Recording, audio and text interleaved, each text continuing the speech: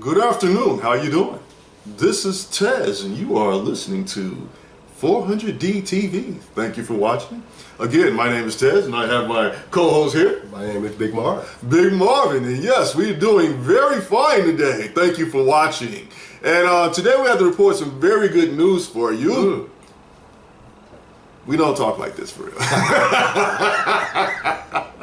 I even did this bullshit. Yeah, thank y'all for tuning in. This is the first episode of 400D TV. 400. Man, we used to have a YouTube channel called Start Ugly. Yeah. But my man came up with a great name, 400D, based on some things we're doing on the business side.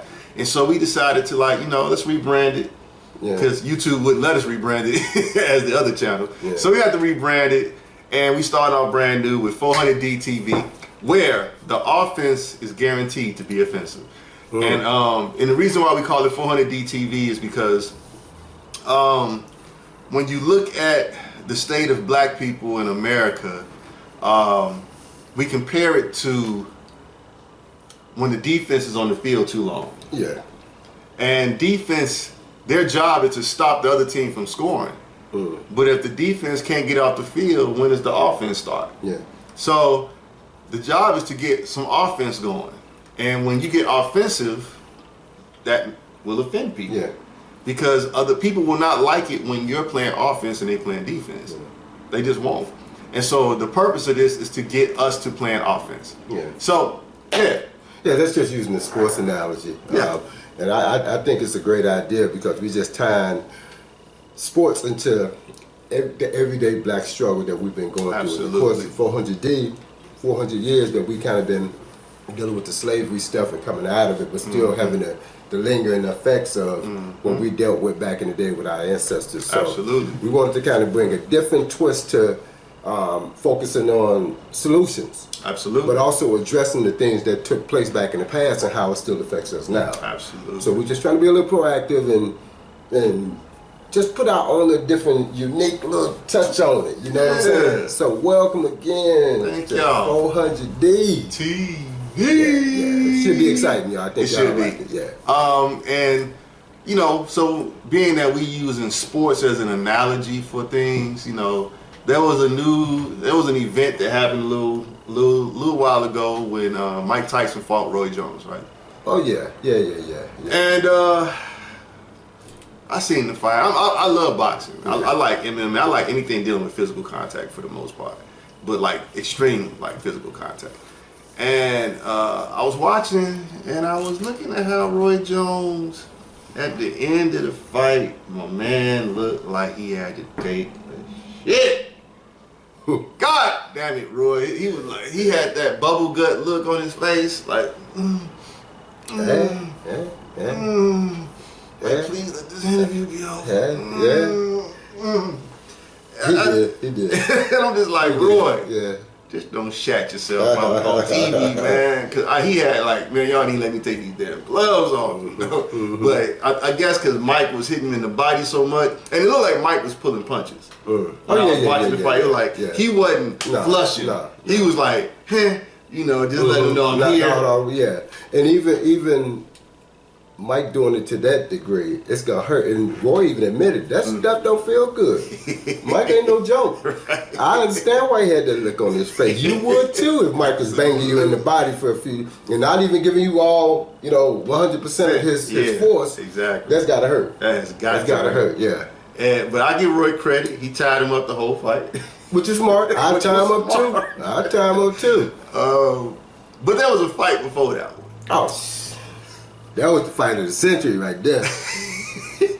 Yeah. Our brother Nate Robinson of basketball fame. He even played college football. Yeah, he played a little football, but he's known for playing in the NBA. Yeah. He won the slam dunk contest. Yeah, Nate was pretty smooth. Yeah, Nate did. I'm not one of these people to tell people to stay in their lane. Because who am I? I done moved in and out of certain lanes. You know what I'm saying? So to tell someone to stay in your lane, to me, is bogus. Because you want that person to just be one way that you're comfortable with them being and not step outside of that. Now, with that being said, I'm not gonna go into something without getting some training. You know what I'm saying? Yeah. Nate didn't look like he trained for this fight, man. Look, maybe Nate should have stayed in his lane on this one. He got knocked back into that. Oh man, listen. I think, first of all, I wouldn't have done it. No. So I applaud Nate for even doing it. But had I had the mindset of even attempting to do it, I wouldn't have done it on that night. No. You know, I would have done it maybe. Let me make sure I'm cool. Maybe some little unknown fighter. I'll be one of the fights with the unknown fighter. But if you about to fight on the night that Mike Tyson fighting, and ain't no good boxing now, right? You know, and there isn't any. So everybody gonna watch it. So for the whole world to see you get knocked out.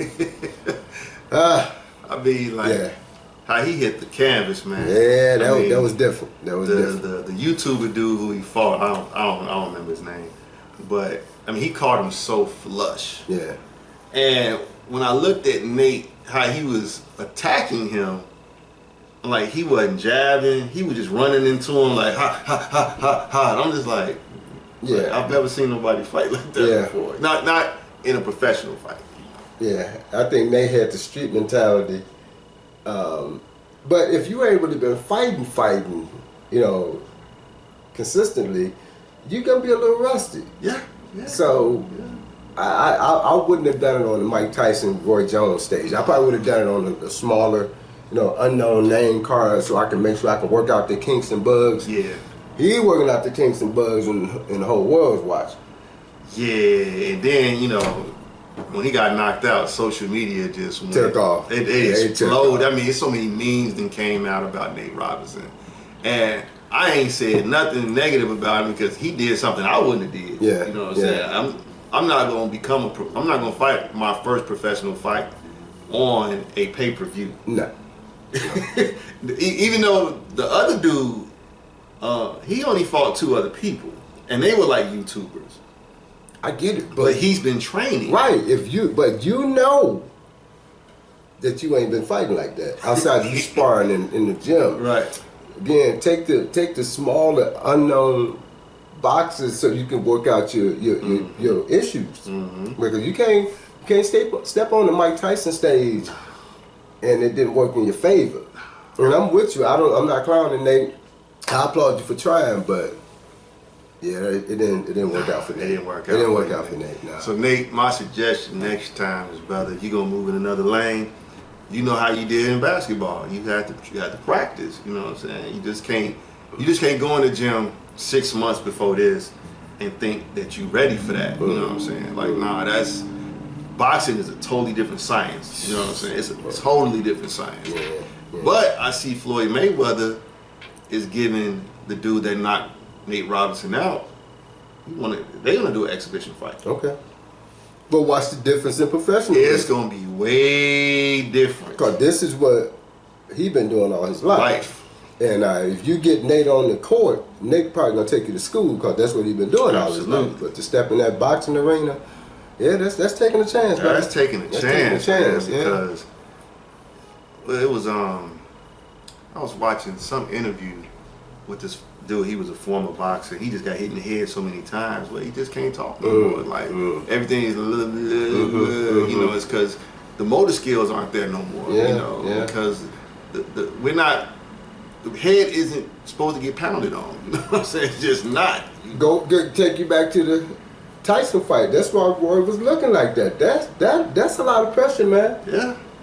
And if you don't believe it, go to Toys R Us or wherever you get some gloves, and just box 2 rounds for 2 minutes with somebody. See how I feel. Take some body shots. But you talking about, here we go again, one of the most famous boxers ever, Mike Tyson, even at 50, this is what he's been doing all of his life. Even before he became a professional fighter, he was fighting. Yeah, he was fighting. So now you got him back in the ring, and then it all then clicked back in, the way he moved. Because I'm watching him when he was training, I was like, Mike still got those moves, man, at 50. But keep that. Mike hadn't fought a professional fight in 15 years. But you see what I'm saying? But this is what you've been doing. It's still right back. Yeah. That's why if I was Nate, I would have been like, even if I'm gonna do it, I'm not doing it on Mike Tyson night. I'm gonna do it on Jack James fighting tonight. Okay, ain't nobody gonna really watch that fight. You know what I'm saying? But when you're gonna be the undercard on Tyson night. I ain't built like that. But I applaud you, Nate Robinson. You did something that most people could never do. Yeah.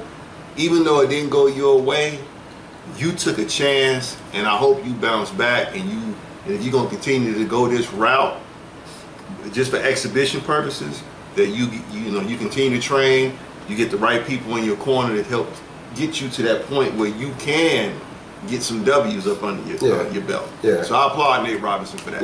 Yeah, it's all good. Yeah. I also want to say, Roy know how I feel to get knocked out, because when Antonio Tarver touched that jaw in that second round of that fight, I think that had to be like 2002, 2003. Yeah.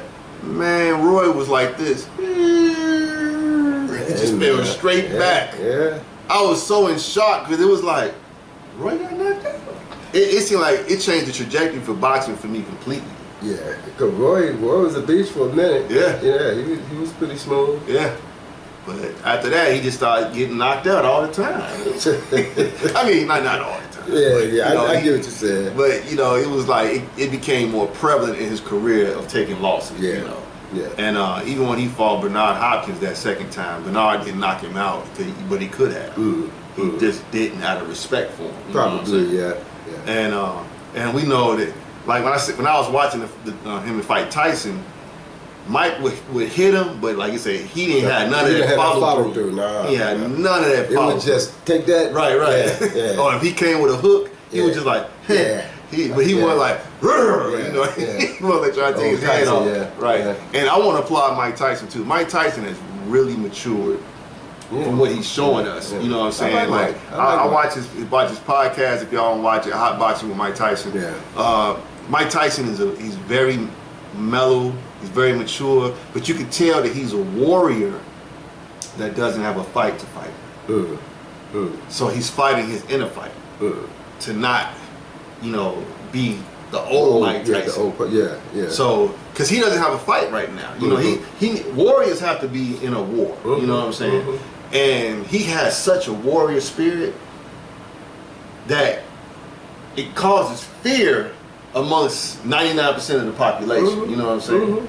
And he's like, I can't be that person no more. I can't just use my bravado, my alpha maleness to just keep instilling fear in people, because eventually that's going to turn into something that's going to work against me. You know what I'm saying? And you just don't want people to be fearful of you for no reason, But everybody that know Mike know that you probably don't want to mess with him. Just, hey, nah. Piss him off, might as well, hey. Did you see that? Remember that interview he did with that one guy? And it was, did he cuss at him? The one guy brought up his conviction. And Mike was real cool.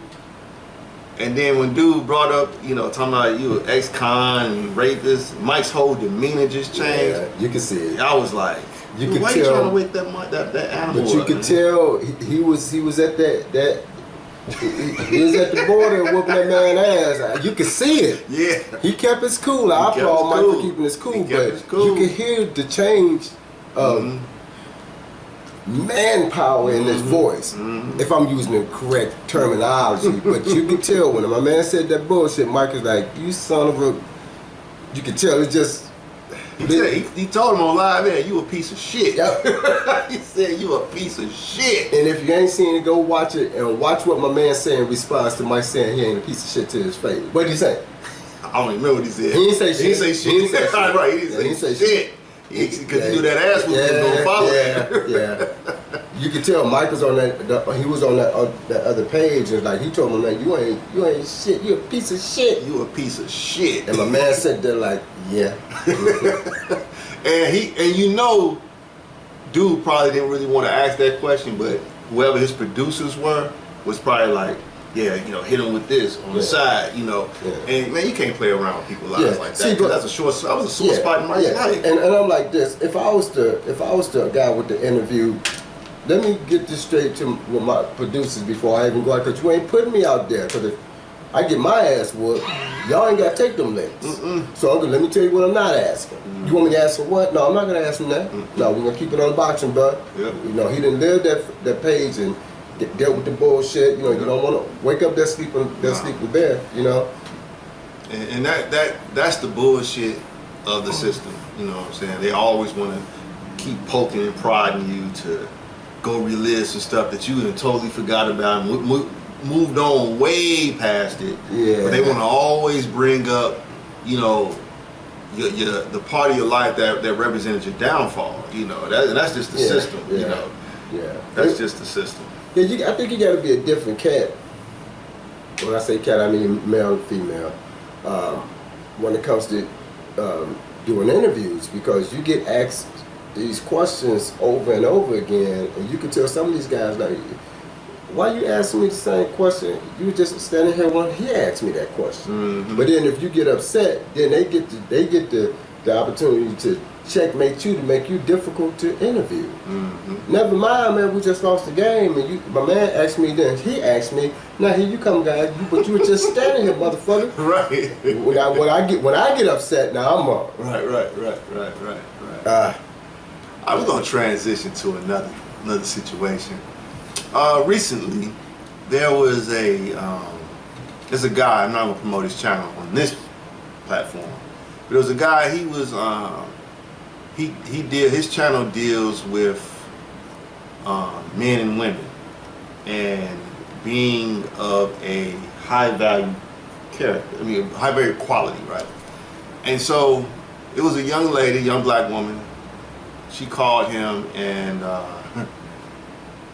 she was telling him that she makes 6 figures and she wants to date a man who makes 6 figures or more, like her, right? Yeah. And so it was very interesting what happened. Me and Marvin already talked about this off camera, so we just wanted to bring it to the camera and give our opinion on it. So anyway, he asked the young lady this question. He said, how many men do you know that are 6 figures? And she said 2. He said, who are they? She said, my mother. He said, my father and my brother. He was like, oh, okay. He said, men who are 6 figures aren't looking for an average woman. He said, what would you rate yourself? Not anything but a 7. What would you rate yourself? And the young lady said 5. And she said, well, I'm dolled up. Meaning when she put her makeup on, her eyelashes and her hair, she's a 6. Those were her words. Those were her words. And the guy said, well, you're still average. He said, ain't no high quality man gonna date a woman that's average. So, me and Marvin had a nice conversation about this off camera. So we decided to bring it to the camera. Yeah. I would love for people to go and see that. I know we ain't mentioning the cat's name, but it was interesting because she was looking for advice. The interesting part about that to me was he was giving her answers. He was giving her a different perspective from a male. And it's like every time he responded or gave an answer, she had a but response. But, and he was like, see, but you missed what I just said to you. So after about 2 or 3 buts, or I remember she went to her phone too while he was talking. Yeah, but yeah, while he was talking, she was like looking at her phone as he was talking. Long story short, he got a little upset. Yeah. And in the end, he used some language that you would say on the streets to her. Yeah. But before he used that language, she said that you being mean. And I guess because she wanted to hear what she wanted to hear. And he was like, no. Even when, now think about it, Tez just shared with y'all when he asked her to rate herself on her physical appearance, she says she gave herself a 5. But when she hooked herself up, I'm a 6. She didn't say an 8. She said when I hook myself up, I'm a 6. She didn't say 10. No, she didn't say say 9. She didn't say 8.1. Yeah. She said 6. Now, again, this sister makes high, I guess 6 figures. Let's just say high 6 figures. She makes 6 figures. And she wants a guy that makes six figures. And he was asking her, why do you have to have a guy that makes six figures? You make six figures. And she was like, she just wants the guy that makes six figures. Now, Tez and I was talking, some of the stuff we were saying to each other was, we know that she didn't say that she wanted a quality guy. She said she wanted the guy that makes six figures. Quality was not a response that came out of her mouth. And I think that interview that we saw, I think it was a good 10 minutes. Yeah. So in 10 minutes, she didn't mention nothing about quality. She talked about six figures. So he had to tell her, which I agree with. Most guys that's in that lane, what is it, the top 10%? It's only 1% of the population in the United States that are six figures and up. 1%. And I said 10, so I'm wrong by 9. God damn it. But anyway, 1%. 1%. But yeah, she wants that, and he was sharing with her, normally guys that make that kind of money, and he even asked her, how does the women look that they have on their arm? They probably gonna be some, they're gonna be some 10s. Oh yeah, some 9s. Some 9s and 10s. High 9s and 9s and 10s. You heard her say that she said that she was a 5. And he was like, that you swinging for the... Well, wait, remember she said, but my body. Yeah, she said, but my body. He's like, nigga, listen. Long story short, in the end, he told her to get the fuck off his phone. Exactly, wasn't it? Because she wasn't listening. She wanted to hear what she wanted to hear. She wanted to hear what she wanted to hear. Now, I'm going to say this. Again, she didn't say she wanted a man of quality. No. She wanted a man who made six figures like her, right? Now, my question is, well, why do you want a man that makes six figures like you? And I gotta be honest as a man. I'm coming clean. This the 400D. You know, we tired of lies. So the lies was keeping us not winning. So we gotta play some offense. Okay, well. God damn it, I'm about to be offensive. She want a man with six figures, from my perception, so that she can keep her money and spend his. That's interesting. She tired of spending her money. She want to spend his money. That's a different. She want his money. That's a different perspective. I like it though. I think I just threw a touchdown with that one. I think we can score. That's different. Yeah, and that kind of makes sense because again, she didn't mention nothing about I want a guy go to church, into his parents, gonna treat me like a queen, you know, who know how to keep a job. None of that. None of that. She just said, and she literally just said six figures. That was it. Now keep in mind, she's also a woman with a child. Yeah. So my man asked her. He said, "So let me ask you a question." He said, "If I was to come in, hypothetically, if I was to come into your life, and you want me to be this man in your life, so that means I have to take on daddy duties for a dude that's not really around, and he's sketchy, so I gotta always watch my back whenever you have conversations with this guy." You know what I'm saying? But you won't. Can I discipline him? And the answer is no. You can't discipline him. Wow. So you want your cake and eat it too, which I don't know. I don't know why that saying even exists, because why the hell hide a cake and you can't eat it, right? Yeah. But the thing is, she just wanted her way. Yeah.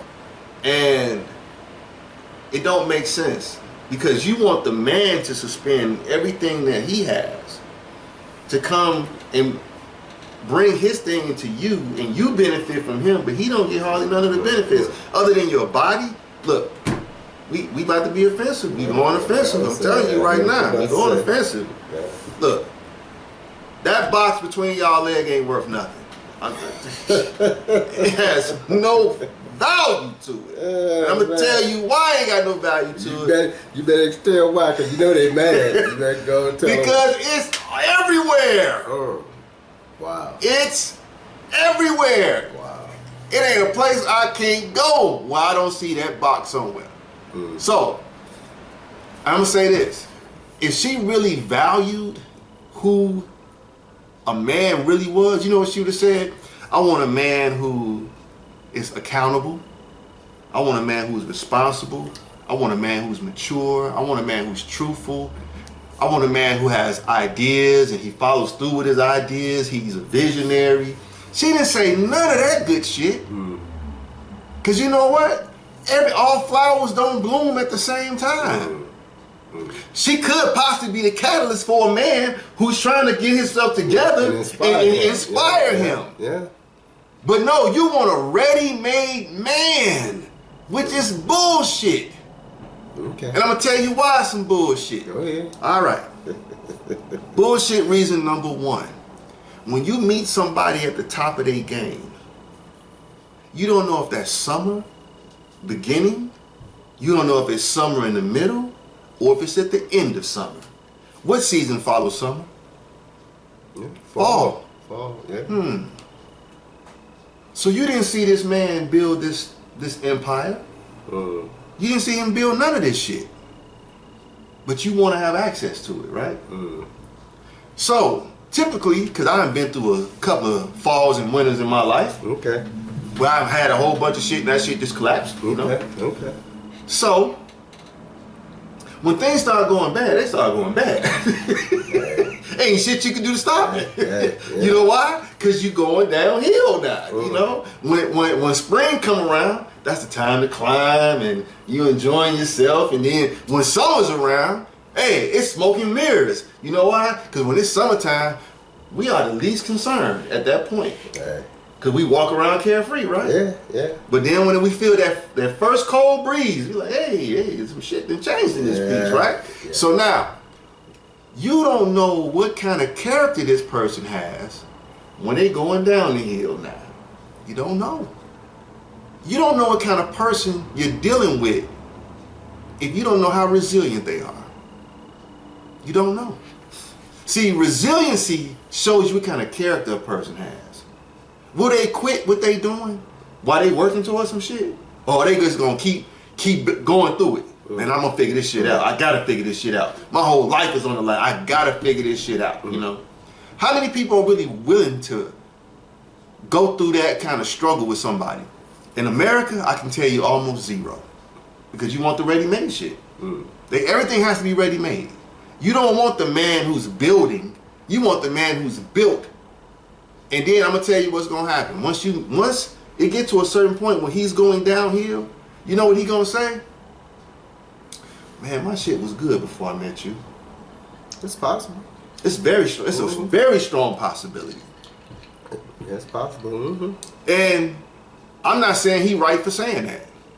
But what I am saying is, it's a very strong possibility he could say that.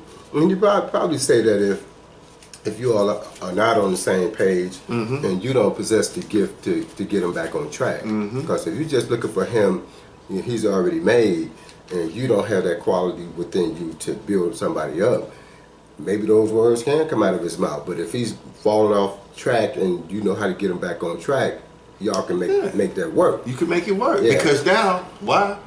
You're being a partner instead of him being a parent. Y'all working together. You're a team. She didn't say she looking for someone to be a teammate with. She didn't.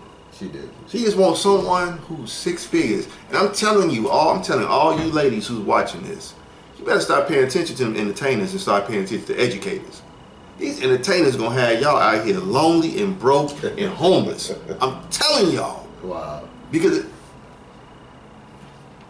your titties, your ass, and that box is everywhere.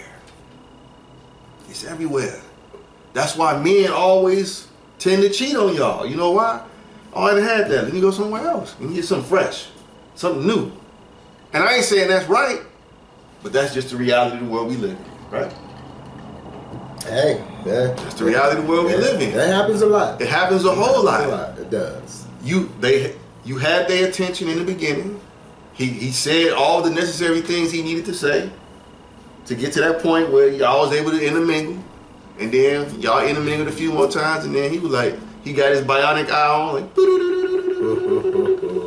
and then he aimed in on somebody else, and he went that way. Yeah. So all I'm saying is, ladies, whoever sold y'all on the idea that the box is what's gonna keep the man, I'm letting you know that's a goddamn lie.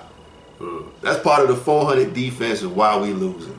The box ain't gonna keep a man. It's just not. No box can keep no man.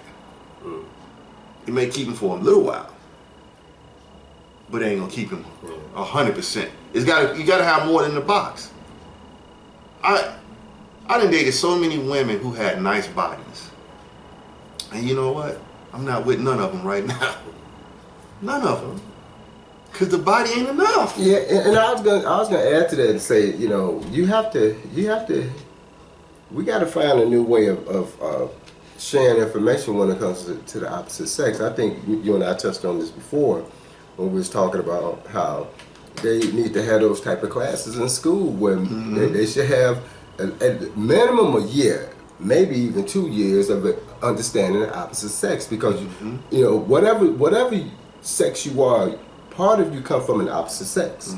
You don't want to know about the other part that has something to do with you being here, and that other part that you're going to have something to do with, so you can make kids as well.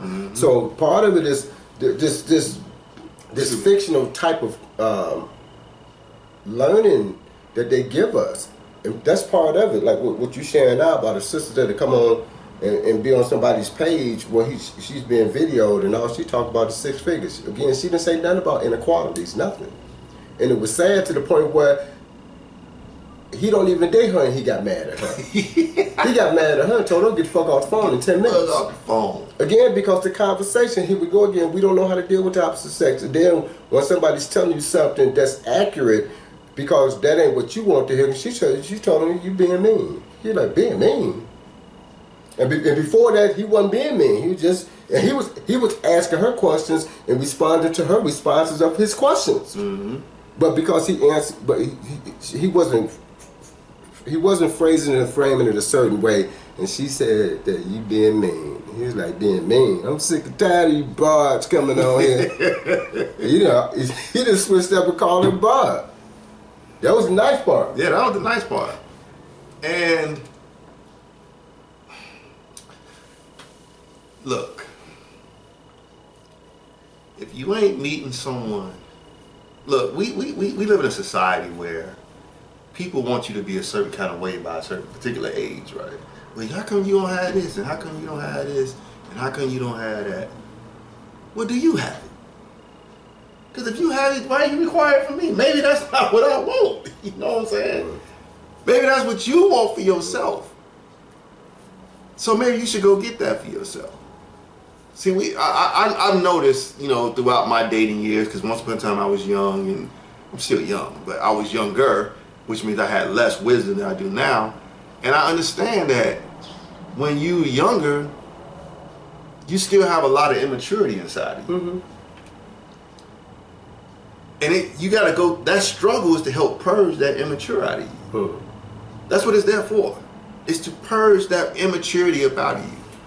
But when you are refusing to grow up, because let's say she meet the man with the 6 figures, right? She finds one of these unicorns that's out here. Well, he won't be a unicorn unless he's that tall, dark, and handsome, 6'6", 6-pack. Yeah. He makes 7 figures. He got 5 businesses. And when do he have time to spend with you if he got all that shit going on? That's a unicorn. Because he can't spend no time with you if he doing all that. He has no time for you unless you're a part of his business. But for the women who are looking for this man who, you got to be a particular height, you got to make XYZ money. Do you know how hard it is to be a black man in America? Do you know how hard that shit is? It seems like right now they not hiring no black men. Hardly nowhere. So black men, I would encourage you to go on a spiritual journey and engage in entrepreneurship. You better say yes to yourself, because they telling us no everywhere. Say yes to yourself and go for it. Yeah. And for those of you who don't believe it, open your eyes, because you see it every day at construction sites. You walk in these restaurants, and you look. Just twist your head over to the right or left and see who back there cooking. It used to be a lot of black men, and they literally not hiring. Security, you see everybody except a black man. Yeah, the black man is being phased out of the job. For being employed with jobs.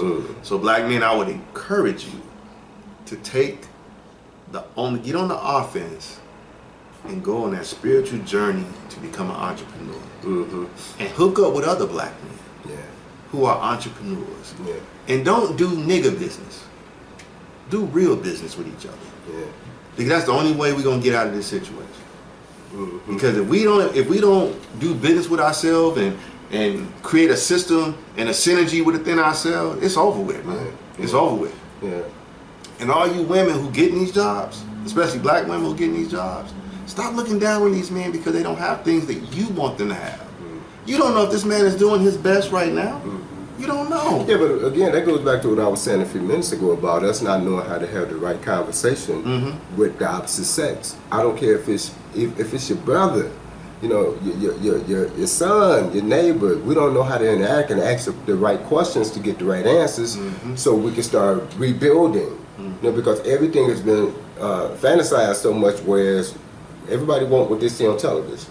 And we don't know how to address each other. Like what you're saying, if a woman makes 6 figures, what if the guy you need make 45,000? You not happy with the fact that together y'all got each other back, and y'all make 145,000? No. Well, let me say this, just in case somebody, you probably have some women that'll be like, now he only 45,000. But what if you just started making 6 figures 3 years ago, but he been on his job for 30 years, and his pension gonna ride him out for the next 30 years? See how he make up on the back end? So now if you making 6 figures on the front end, he coming with the back end package because he's got a pension that's already established because he been on his job. So he wasn't making 6 figures, but he was working a decent enough job where his retirement and his Social Security and everything, maybe he's gonna get X amount of thousands of dollars per month that can hold y'all over because your pension ain't that strong because you got front end money. See how you can start doing when you can make each other whole from the front end and back. So again, if we don't know how to have the proper conversation with each other, we won't get the right answer. We'll get the pacifier answer, which is what old girl was looking for, because she even told my man, you being mean. No, he wasn't being mean, he's just trying to give you the truth, sister. But even with that conversation, she's looking, her and women like her are looking for immediate gratification. Yeah. And I can tell you right now, with immediate gratification, you always chasing after it. You always looking for that high. And you know why? We playing 40-0 right now. Okay. You looking for that high because you got shit missing inside of you. You cannot plug in. You can't plug up an internal problem with an external solution. You cannot solve it. You got to go in and solve it. And that's the fucking problem. You trying to solve an outside, you trying to solve an inside issue with some outside shit. It don't work that way. Yeah. She thinks, and women like her think that the money is going to solve the issue. Yeah. No, spending will not solve that issue. Yeah. Spending cannot solve your insecurities and your low self-esteem. It cannot. It can put a band-aid on it, yeah, but it can't solve it. Yeah. I can't give you a particular name, but you probably heard of situations where such and such was loaded, but he died miserable. Or she died miserable. Because, like you said, those are outside possible solutions to some inside problems that's not going to fix it. That money, prime example, it ain't going to fix it. When you die, you can't take it with you. Okay. Again, there's some limitations even to the money. Yep. I'm not trying to clown it. We live in a society where you got to have finances to get that. Yeah. But we got to start having some different conversation, which brings me back to the beginning of what we started talking about when we first started broadcasting today, the 400D. We need to start having some solutions to some of these third grade ass problems that we deal with every day, but understand that we coexist in a system that taught us how to be on some bullshit. Yeah. So then when we start interacting with each other, brother on brother, sister on sister, or opposite sex with opposite sex, it's always some bullshit in the game because we're taught bullshit from a bullshit system. That's why I'm like, if the system making 185,000, if this smooth guy, the perfect, ooh, I like his look, man, I like how he talk, he goes to church, he's very respectful. So you're gonna cancel all that because he make 47,000. Instead of you being smart enough to be like, well, together we make about 190,000 together, but he got potential and he got some dreams and everything. We can work together. You see what I'm saying? Even with that, I hear women say this a lot, and I'm not really beating up on women. I mean, this is a human issue. It's not a gender issue. or I ain't dating no man potential. I done heard that shit said so many damn times, and I'm saying to myself, well, are you fully actualized? Have you maximized all your potential that you can't grow no more? Because that wouldn't be the truth. The only time we are 100% actualized is when we done took that last breath. That's when you completely actualize at that point. It's over. Ain't nowhere to go after that. You have reached the peak. At that point, you have reached the peak. Wow. So, with that being said, stop saying that bullshit. I ain't dating no man's potential. He's dating yours. He's dating yours. Why you being mean? Yeah, come on, y'all. We gotta get better. Shit. He's dating your potential. That's funny. But you don't want to date his. Look, life is ebbing and flowing. It's always doing like this. You go up, you go down, and you swing back up on the other side. That's how life is, man. But the thing is, ain't nobody teaching us how life operates. I agree. And give you a small sample size of that. Have you ever woke up and you felt real good? Then you woke up a week later and, man, I'm not feeling like I don't feel right. So I said, how that happen? All you did was went to sleep. You woke up and you feel totally different today than what you felt yesterday. Yep. That's that. It's the ebb and flow. Yeah. Wake up with a headache. Man, my head hurt. What you do? I don't even know, dog. I didn't know. Yeah. But that's how life is. But see, we are victims of the lie. That 400D got us in a losing position for a reason. And it's got a strong grip too. Got a fucking strong grip on us. To the point that when the truth comes around, we don't want to hear that shit. That's some unbelievable shit. Now the lie always shows up first. Because the lie want to entice us. The lie want to bring us in. You know what I'm saying? It's going to whisper all those fucking sweet nothings in our ear. Hey, baby. Hey, listen to me. Oh, shit, baby. You doing good with that shit right there. And then the ego be like, hell yeah, I'm doing good with that shit. Then the truth, looking ugly and shit, running behind the lie. Hey, don't do that shit. We like, what the fuck, I ain't paying attention. You don't do it. That man told me I'm doing good. Then we get out here and we get fucked up. Damn, why didn't I listen? I was told that this was gonna happen, but damn, I didn't listen. Yeah. That's how life is, man. The truth always comes after the lie to try to save our ass. But how come ain't nobody ever taught us this shit? That's why the 400D don't fucking work. It don't work. Yeah. Get your old ass off the field. Yeah. Go ahead. We're gonna be going into some more detail about the 400D because it'll make sense once we really start getting into it and the purpose behind it. And then we kind of touched on it a little bit, but we got some things we want to bring to show people. Because like you always say, everybody don't learn the same. Yeah. You know, some people need visual aids. Yeah. Some people need to have stuff explained and broken down, which is perfect. Yeah. Because we're all about solutions and trying to help people get out of this rut that we're in as people of color. Yeah. Now, don't have a problem with Caucasian people checking us out and agreeing with us, even if you don't agree with us, it's cool.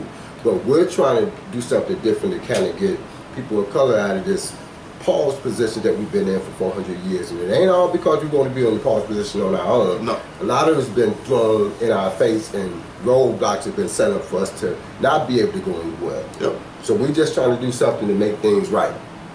Because we're always told that we're doing shit wrong. Always told we're doing shit wrong. But it's a reason why we're doing shit wrong. It's because the information's not been passed. The right information has not been passed down to us. So the purpose of the 400D is to start the process for black people to stop starting over every generation. Yeah. That's why I'm going hard the way I am right now. Because I'm looking at the youth and I'm like, how have I been here and I have not been able to affect change? Especially after I've done all this studying, all this reading, all this implementation, all this trying new shit to try to make my life better. And how is it that another generation that came behind me and they're way worse than where I was at? when I was their age. They don't have a clue, and it's because my generation hasn't passed down the right information to their generation. So that has to end. If y'all don't know a little bit of my story, I'm the first generation from both sides of my family to not have to pick cotton. Generation 1. Generation 1. So with that being said, that means that, you know, sharecropping wasn't that long ago. It just wasn't. So I'm not saying my parents were slaves, because they wasn't. But they worked with their families where they were sharecropping. So that meant they had to go into the fields and pick cotton. That was how they made money for the family back then, you know. So anyway, the purpose of the 400D is that, again, if a defense is on the field too long, they're gonna get tired. And the offense is just gonna keep running points up on that defense. And so black people I know, we have scored nothing in 400 years. Plus, that's why we have 400D. So 400D shows us the error of our ways and how to come in and start playing offense so we can correct the errors. But the only way you could correct the errors is by being truthful. That using the truth and the future as an ally is how you can correct the bullshit. Yeah. That's how you correct the bullshit. Use the truth and the future as an ally. What do I mean by that? We black people are notorious for saying tomorrow's not promised. But whenever we talk about tomorrow, it always sounds good. So that means the promise lives in tomorrow. The truth is, we don't know how to solve our internal issues, and that's why we fuck it up. That's why we're completely fucked up. We want to act like we're okay when we're not. My boy who cut my hair yesterday told me that his cousin went to his grandfather and said, "Granddad, I'm asking you to please commit me because I'm scared I'm going to do something to myself." Wow. How could a 17-year-old not be happy? You just started life. When I was 17 years old, I was working. I'm just frolicking around because everything was a new experience and shit. You know what I'm saying? It's like he's talking about committing suicide at 17. That's a prime example that we have the wrong information, man. Yeah, and I just think it's some of the stuff you can't even hide anymore, because not only have we been given bad information for 400 plus years, now the whole world is on a different page because this technology and everything is different. And I'm in agreement with you. When I was 15, 16, 17, man, it just felt like heaven. It was again, keep in mind, we wasn't rich. No. But how everything was perfect for how I was living at 15. At 10, 20 versus what I see today. And I'm a middle-aged male now, but when I see these young people, all I do is shake my head like they can have this. Because your 17 is not like our 17, and it don't have to be exactly like our 17, but I know damn well I saw more people smiling at 17 when I was 17 than I do now. Yeah. I mean, and I know technology is supposed to make things a little bit easier, not necessarily better. But just because it makes it easier, it can also make you more lazier. And we always talk about this, and some of you have experienced this, where you lazy, you don't even remember phone numbers no more. Anybody that's 40 and up, remember, you had to remember people's phone numbers back in the day. You probably had the little bullshit phone book, where you go in your little phone book, let me look at James. Now it's all on your phone. Most of us don't even remember numbers. I remember everybody's phone number off the block. I'm not gonna say everybody, but I'm not exaggerating. Easy. 20 of my friends, I knew all their phone numbers. Oh, you trying to know? There's 221-7569. As a matter of fact, me and my friends, we was bouncing that off each other a couple of weeks back. Man, I still remember your parents' number today. And we was like, wow, we still remember that. That was from, I've been knowing that number for 30 years. But now you be like, man, what's such number? Hold on. First thing we do is grab our phone. Again, technology it has its place, but it also it sidetracks us, because now you're not using your God gift, which is your memory. Because now the phone is your memory. So now you lazier. On top of the bad information that you haven't corrected in 400 years, now you're lazier. So now there's no inspiration, no drive, no enthusiasm to start doing some different shit. So how can we make it better when we're getting worse? Truth. The truth is the only thing that makes shit better. See, we don't want to hear the truth. I'm going to tell you why we don't like the truth. Because we're not accountable enough, we're not responsible enough, we're not mature enough. Those are three things that interact with the truth to say, you can handle this. So I'm going to give this to you. And why do I say that? Real simple. How many times have someone tried to bring the truth to our ass and we wasn't ready for it? Then we had to go out and get our own experience and then be like, damn, such and such told me this was going to happen. You wasn't accountable enough for your actions. You weren't responsible enough as a person. You weren't mature enough to hear what you was being told. Oh, you describing old girl. I'm describing everybody. Oh, okay. But her too. Yeah. So we suffer because we're not truthful. The truth is the only thing that can redeem us. You can call it God, you can call it the universe, you can call it the creator. It's the truth. Because it's laws that come together to show us. It's called cause and effect. If you do this, this happens. It's going to continue to be the truth. Another good example is nature. Nature don't live a lie. Nature does not lie. It's going to do what it do. It's going to do what it do. Yeah. So if we're not seeking out the truth, and the only way you can seek out the truth is that you got to be accountable, you got to be responsible, you got to be mature. That's the only way the truth interacts with us, through those three modalities. I'm giving y'all some real serious game out here. I'm telling you, for real. I'm giving you some real serious game. I'm gonna tell you another thing while we're in survival mode, right? They say the first law of nature is what?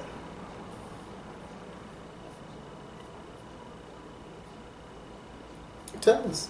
Oh, I was waiting for you to, say that. Let me say anything. Self-preservation, right? That's the first law of nature, right? But I'm gonna tell you, that's the first law of nature for animals. Because animals are always under attack. Every single day they under attack. What's the first law for man? The first law for man is man, know yourself. See, when you know yourself, you will no longer be in survival mode. You'll be in thriving mode. See, this. I'm gonna give y'all one of our ideas. Have you ever put the wrong shoe on the wrong foot and just seen how, like, man, what the hell is this? You know, walking around with the wrong shoe on the wrong foot. You got the left shoe on the right foot. That's how a lot of us are living. And we're wondering why things is hurting. We wondering why things are just tight. We wonder why things ain't flowing for us. Because that's not how you're trying to make something fit that don't fit. Yeah, but you also got to, again, I know y'all hear me say this shit all the time, and I hope it makes sense. Keep going with it. But we're tied into a system that don't, like you just said, one of the number one laws of human beings, especially man, is to know thyself. Know thyself. When you go to school, what do they teach you about? Everything except yourself. Everything except yourself. Abraham Lincoln, George Washington, outer space, rocks, dirt, trees, nothing about yourself. Nope. Nothing about yourself and nothing about what you come from, which is the opposite sex. They don't teach us about that. Nope. It's almost like the fantasy figure, for example, even when you're telling us about George Washington and Abraham Lincoln and these cats, you still give us the sanitized version. George Washington never told a lie. Yeah, Abraham Lincoln freed the slaves. These slave fuckers, they were sleeping with the slaves. Am I wrong? I mean, but we're gonna delete that part of the story. We're gonna tell the good part of the story. And there's a twisted angle about freeing the slaves. Oh, definitely. Because if you the Union was breaking apart. Yeah. So you're not even telling the truth about that. But we're learning about all this shit that happened in the 1600s and the 1500s and the 1700s. But I don't know who the fuck I am.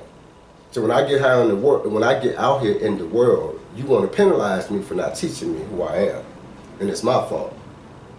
So then we look at our kids, the kids of today, And I'm down. I love youth, but a lot of it doesn't make sense because I get how they're being taught. On top of the fact that the system is lazy now. I just got through talking about technology. Yep. Again, use yourself as an example. You don't remember shit no more. I'm talking about people 40 and up. Because y'all know how we used to get down. Hey man, we walked everywhere. We rode bikes, skateboards, wasn't all that Uber. Oh, you going to McDonald's? We used to have to walk to McDonald's. And loved it because it was a gang of us. And I ain't talking about gangs. I'm talking about 10 or 15 of us. We just walking and talking. McDonald's was a mile away. We didn't think about a mile. We walked up there, got our food. We had great conversation and make it out just keeping the unit tight and just talking about basic stuff. You run into some more friends from the neighborhood. Y'all end up going over here to play basketball. You didn't just did 3 hours of activity. Now I just said we was walking, right? So ain't no laziness. You moving. Your body's moving and staying in tune with nature, as opposed to I'm gonna sit on my ass and get Uber Eats. I mean, but you see how the game is today. The game is it's not working for us. So we got to find a different direction, y'all, and that's part of what we want to do with the 400D, because there's got to be a different answer, and the answer really is what Ted said: it's dealing with the truth. It's just dealing with the truth. The truth. The scriptures say the truth will set you free. I'm gonna add something to that. I believe it's missing 2 words out of that saying. Because just to say that the truth will set you free, that's intellectual. It don't move the needle at all. Acting on the truth will set us free. Because it's the action, because the action produces a result. All actions produce results. Every last one of them. Some of the results we don't want, some results we do want. But the truth will show us how to continue getting the right result every single time. And that's what we want. Because that's the only way to get to freedom. That's the only way to improve your life. It's the only way to see advancement. It's the only way to see a promotion. The truth is the only thing that can get us there. But we being lied to so fucking much that the lie looks like the fucking truth. And you can tell it's a lie when you keep getting bullshit results. Bullshit results come from acting on the lie. Or bad information, yeah. Bullshit results come from acting on the lie. Advancement comes from acting on the truth. Yeah. So if you see your life going in reverse to how you want to go, you're lying to yourself. You're acting on the lie. You're a lazy liar. And that's why we the coaches of the 400-0 to get the 400D off the fucking field. Yeah. We gotta utilize the truth. And the only best way to utilize the truth is to have a vision of the future. And let me say this for all you non-sports watchers. Watch an NFL football game and watch the defense on the field. After about 3 minutes, notice how they're getting pushed around the field.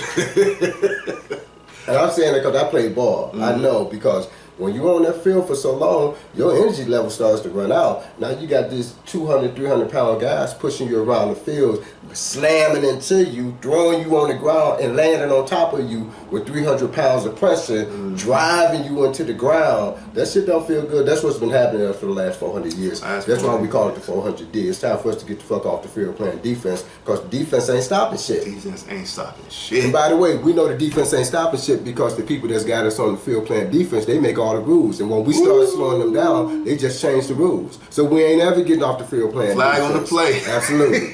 They threw the flag and then pick it up on themselves. Yep. Oh, we ain't do shit. We ain't do shit. Lousy motherfucker.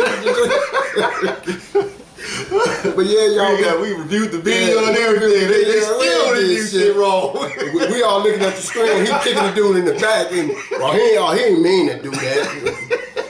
Man, it's a dirty game. This is tricky, Doc. We laughing, but it's sad. It's a dirty game, but that's why we got to get to the truth. Yeah, and the truth will change this shit. I agree, and again, we're gonna kind of tap a little bit into sports because sports moves the universe. We just got to talk about the Tyson fight. I heard, I don't know how accurate it was, but I heard it on the radio today that they made $80 million off pay-per-view off the Tyson fight. Tyson 50 years old. They still made it $80 million.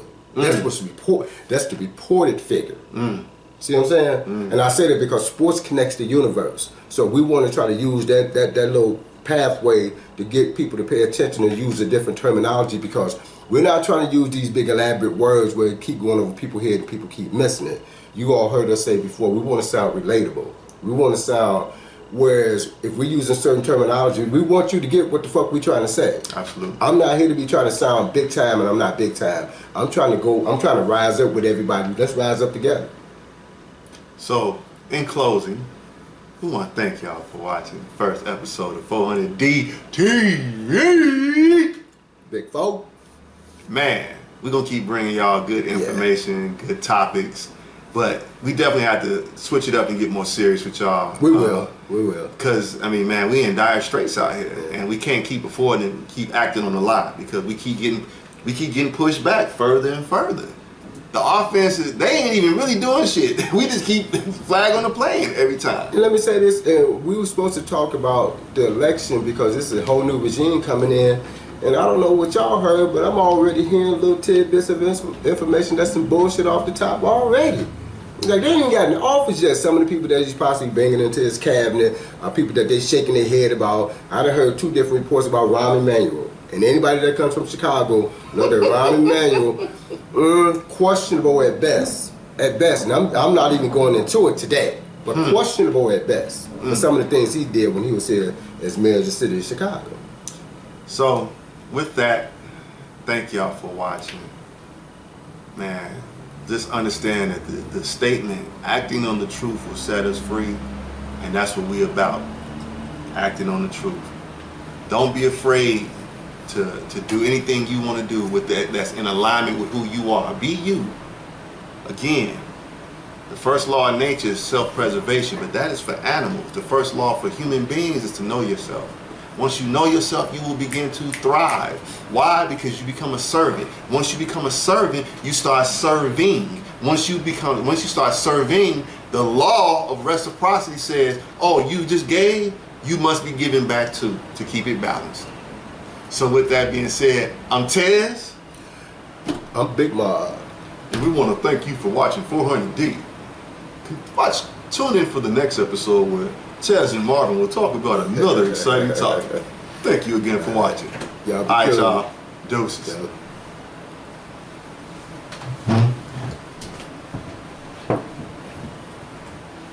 I could have kept going, but I seen that damn battery.